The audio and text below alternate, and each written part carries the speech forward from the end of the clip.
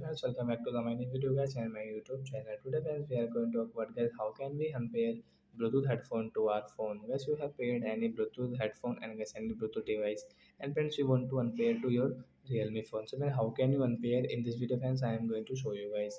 So before starting video friends first of all go and subscribe the channel click the bell icon. So when we will on our phone setting to unpair and guys sorry for disturbing guys I pause the video guys.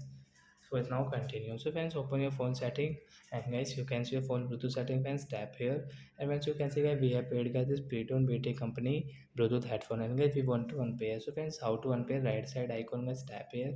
Guys you can see device name and disconnect option and unpair option. So once you want to disconnect you can disconnect from here and guys we want to unpair so we will tap here to unpair. So a headphone mean unpair guys we cannot use guys you want to use so you will have to pair again. So like that guys you can unpair your Bluetooth headphone to your phone. So that's it guys, thanks for watching the video friends. We will meet on next video. Before going please go and like the video, subscribe the channel. Bye bye friends.